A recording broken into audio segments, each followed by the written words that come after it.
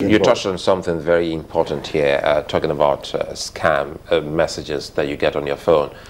Some would say those are, people trying to test the system.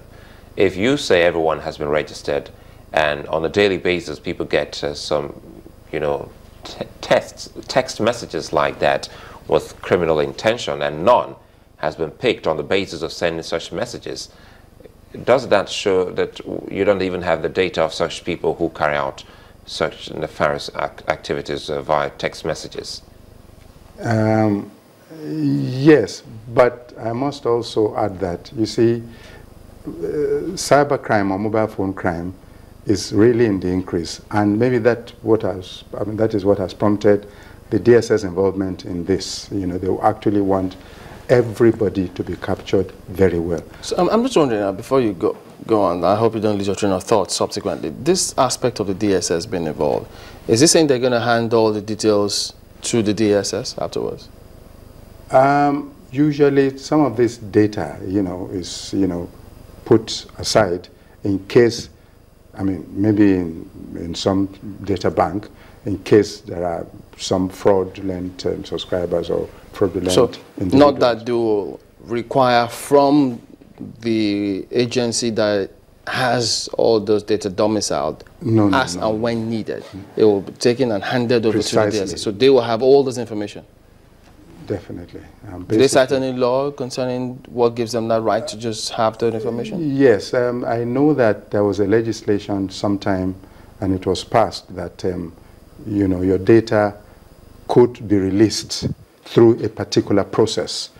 Could be. But released. In this case, if I understand you properly, that they are involved, so at the end of the day, they will carry everything and hand over to them. No. It depends on need. Okay. Basically, it's only when there's an offending, a subscriber, that is when it is now focused on, and then the information could be retracted. Okay, you could complete your thought on what you were talking about. What you were saying? I wanted us to look at a scenario where we receive scam messages on a daily basis. It would seem as if these criminals are trying to test the system to see if it's watertight. A case in point is that, or cases are that none has been arrested on the basis of sending such text message to anyone. So doesn't that tell you that the data bank, if we were to fall back on the data bank to do a good trace to see who is sending such messages from different numbers, would amount to, well, just a mere register? I must say that, well, currently, the system of even tracking down whoever, that is being fraudulent is so loose and so almost near nothing, because when you even, discover that someone is trying to be fraudulent, you now go to the police or you go to the operator. Unfortunately, they will just say, okay, we've heard, and nothing is done. It goes back to the register. If the register is something that has been serving its purpose, just a phone call or a communication between the security agency and the network provider that we have, for instance, a kidnap scenario now, that we have a kidnap case in our hands. Could you please look this number up for us to see under what name or address or bound data is being registered? It's always a heck of a time for security agencies. That is why people are saying it's just like a mere register that hasn't served its purpose. But beyond that is the fact that they now have to make it so simple to register and trace. It's been so Herculean, the simplicity will actually bring a lot of subscribers who are fraudulent to book. Currently, it's so Herculean to trace and actually get someone to be caught.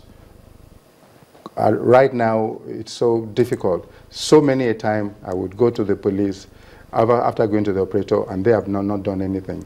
Go to the police, they say, sorry, we need to go to, there is some funds, we will need to go to, the network operator. And then, even when you now get there, unfortunately, there is no follow-up.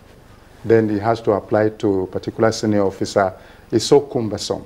So the system must be made easy if we are serious to fight cybercrime. It goes back to my, I think it has, I'm sorry, it hasn't answered my question. The system is cumbersome because the register has not been able to serve its purpose.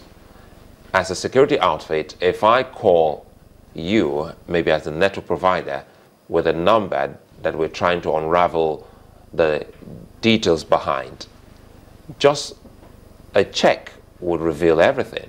It is when you can't check because you don't have a credible register, that's when they say, I'm sorry, well, we're still working on it. Well, perhaps, Sulaiman, this process will bring credibility to the entire subscribers that have actually... My point here is that the process hasn't brought about that credibility. That's why I'm asking, shouldn't we be talking about rejigging this same process to a better, process that will give us the desired result? Definitely. I would definitely support that. Once the data is captured properly, with all the details of the biometrics, then we're home and dry. When you say that some of these people were not properly trained, did you raise that kind of thing with the NCC? Oh, we raised it then. What was their response? They said they are being trained. That was at the very beginning. I think the first 3 months or so, when we noticed that, look, they just, sometimes they will ask for your mother's maiden name and all that, and some don't even ask, some just ask your name and all that, some will tell you fill forms, so there wasn't any standard. So I complained, and then they now said, look, it's an evolving process, they're going to improve. Was there any such conversation about subscribers who thought, what's the point of giving my data, because anybody can go there, buy my information and begin to send me all kinds of messages or use it for wherever, because they didn't trust where it was going to be domiciled at the end of the day? Yes, you're right. So many, in fact, people just used some photos to register people, having many SIMs at that time. So not actually the holder's biometrics. So a number of things happened then. So perhaps this system, like Sulaiman said, may be revisited again so that every data of every subscriber is captured. Very quickly before you leave, the subscribers are distressed, especially those that have been cut off. Or what would be your message to them this morning? Because everyone is looking to getting a word from you and a word from the NCC. I must say that, well, it's a pity this is happening, but they should please take their complaints first to the operator, and then if they are not, connected in the next 24 hours, then they escalate it to the NCC by dialing 622. Thank you very much indeed. Chief Diolo Gubanjo is the President, Association of Telecom Subscribers. We'll be back after the break. Join us again.